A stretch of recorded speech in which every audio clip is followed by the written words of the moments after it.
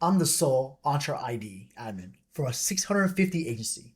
No team, no backup, just me and the tenant. Why with my own conditional access setup against the mistakes that get companies breached?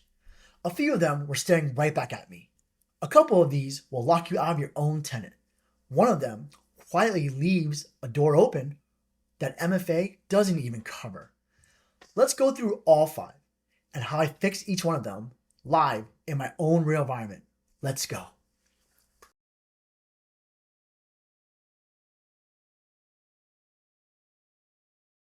Conditional access is the heart of Entra ID security. It's the if this, then require that engine for every sign-in. The problem isn't that people don't use it, it's how they configure it the way demos show, not the way real organization needs. These five show up constantly in Microsoft's own guidance and breach postmortems. And running CA solo with nobody else to check your work is exactly why I was looking for them in my own tenant.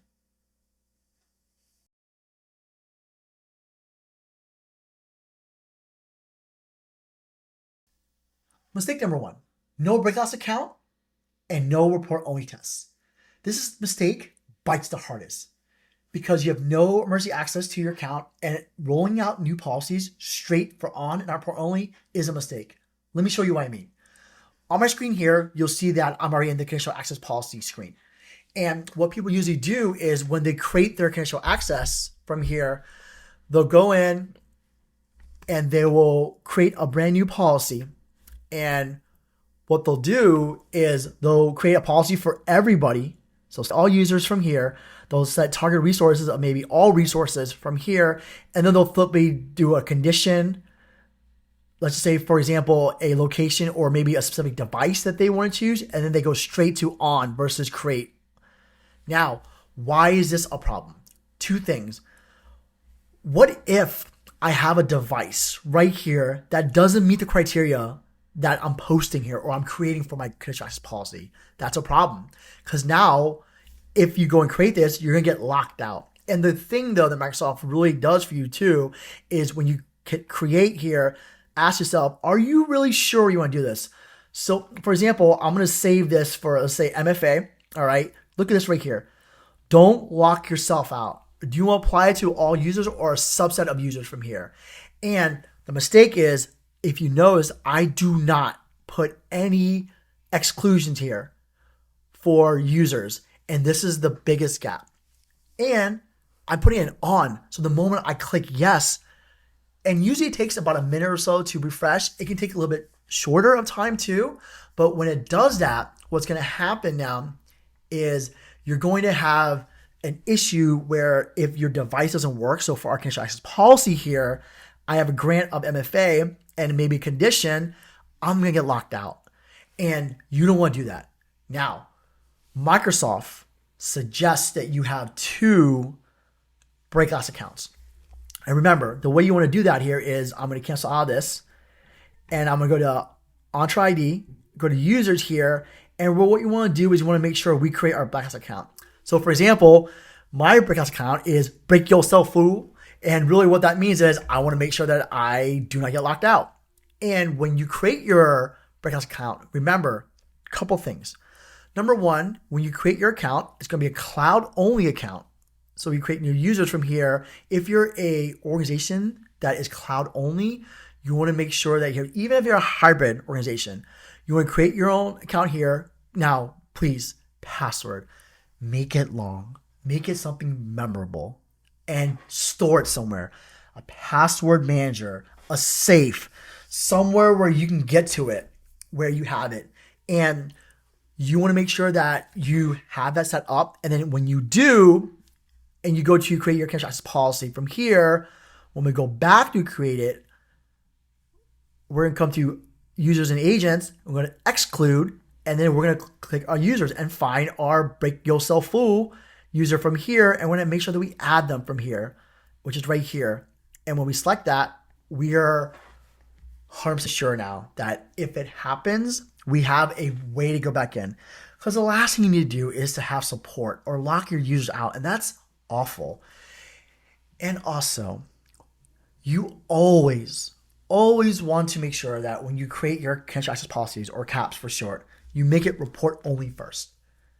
Because if you don't, it's going to kick on immediately and you can lock people out, even yourself out. Or report only, you won't lock yourself out if you make a mistake, such as not having a breakouts account, which is fine. And then you're going to be told when you look at your sign logs that, oh, this would have been blocked, and you fix it from there. So that's mistake number one.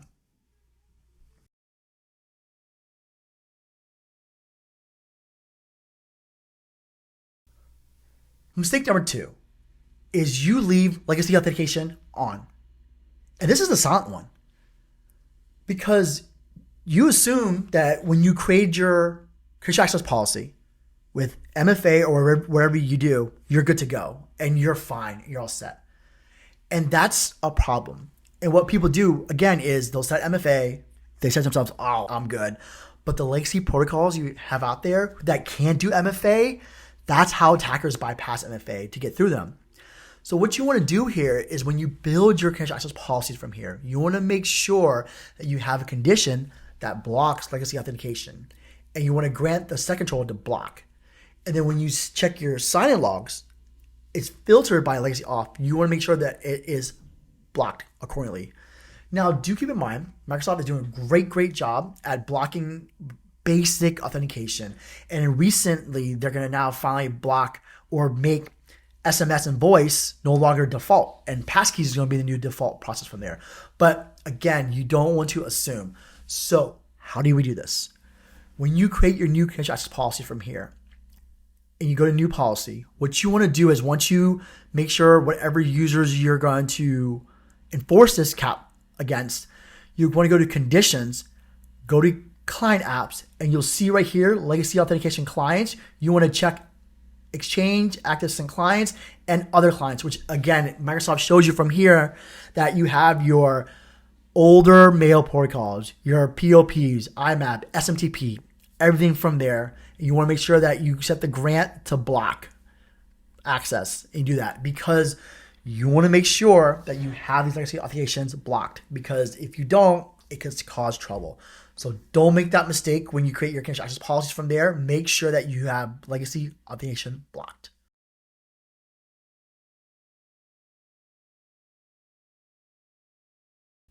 Mistake number three is accepting that a trust location is secure. What do I mean by that? Is when people go and create their caps, they're going to go and they're going to mark a office IP as trusted. Skip MFA from there. And why does it break? Because IP is not identity. A VPN or compromised box or spoof range makes the bypass the attacker's way easier. So remember, when you go and you create your caps, what you want to do is you want to use a location as a condition to tighten, but never skip MFA. You always want to make sure you require MFA everywhere. And optionally, you want to add more controls to riskier things such as risky or unfamiliar locations. Don't carve out MFA exceptions just because somebody's IP you recognize. So how do we do that and make our caps with name locations a little bit more strict? On my screen, go back to new policies. When we create this conditional access policy, again, give it a good name. You select the users you want to do. And then what you want is under your network from here, you have configured, and then you have options of any trusted locations from here. So let's just say you have a trusted location, an IP address, or you're in the office and you know that your site range is from this IP to this IP. You still want to make sure to have a condition in play and make it harder from there, just like I said.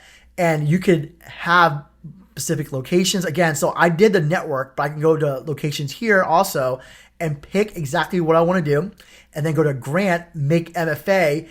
And then from there, if you want anything more riskier, you just create a more stricter policy to really handle that from there. You want to make sure that maybe it's a compliant device that does it.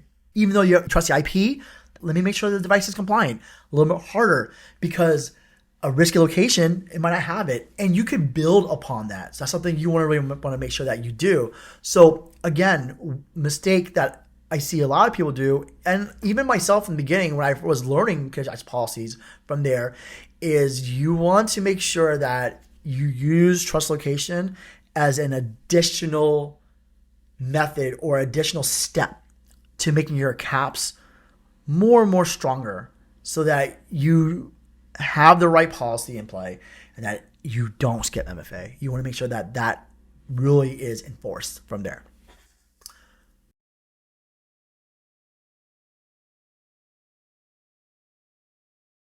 Mistake number 4 is you have the same level of protection for the intern as the global administrator. Really what I mean by that is you have one policy for everyone, and you don't want to do that. So how people do that, or how that happens today, is they will create one cap and the MFA policy creates for everybody equally. And the problem you have is, what about privilege accounts and those specific applications from there? And standard MFA can still be phished with real-time proxy attacks. So what you want to do is you want to make sure that when you create a new policy for that, you make it separate for these type of users.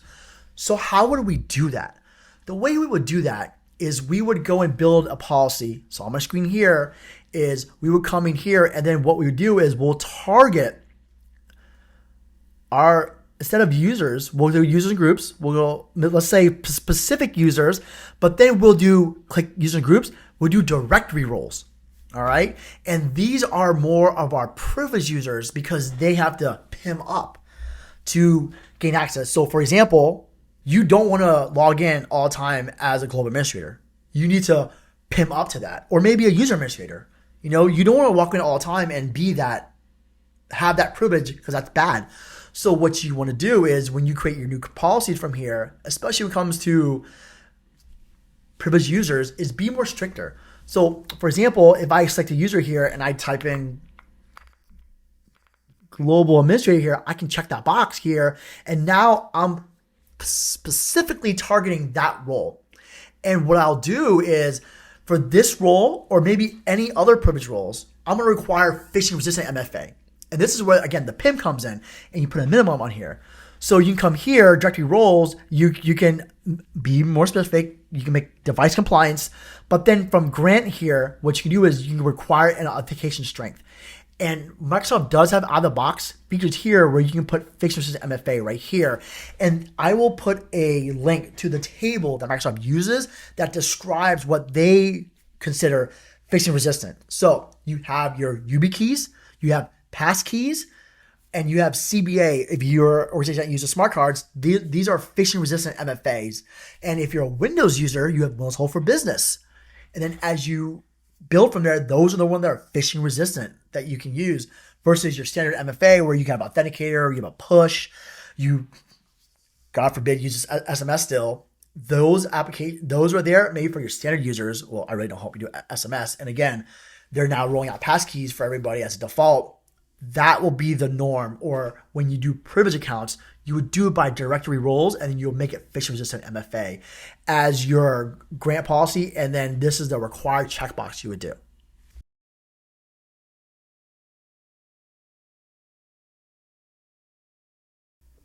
And let's talk about the final mistake. Mistake number 5 is gaps.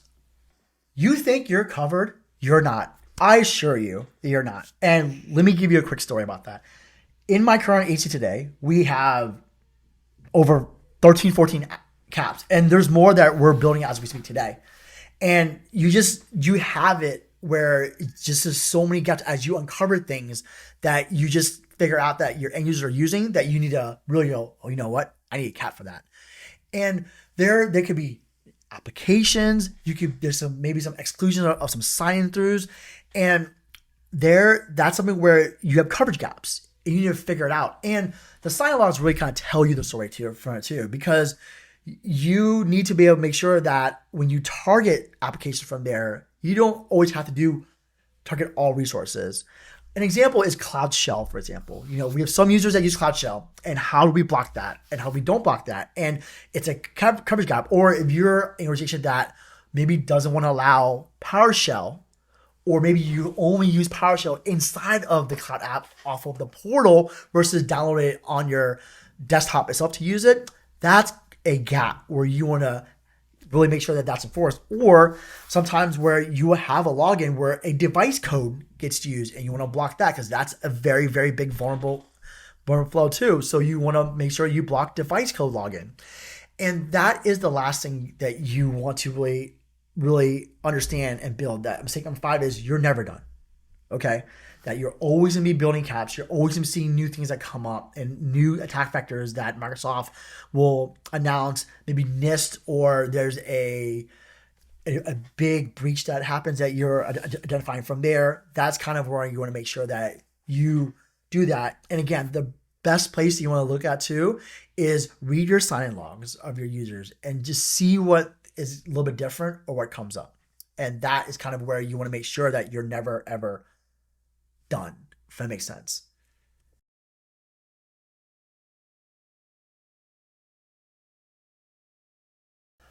So I want you to notice a pattern here across all 5 of the mistakes I just mentioned. It's not just that the settings are hard to find, it's knowing why each one matters and how they fit together in your tenant-wide policy. And that's the gap. Anyone can click on a conditional access policy and create one, but designing it and knowing exactly what it does, that's the skill. And in my Entra Mastery course in Module 3, I teach you that. I give you the conditional access policy and I teach you how to design it the way a real organization does it, with the labs included that you build it yourself.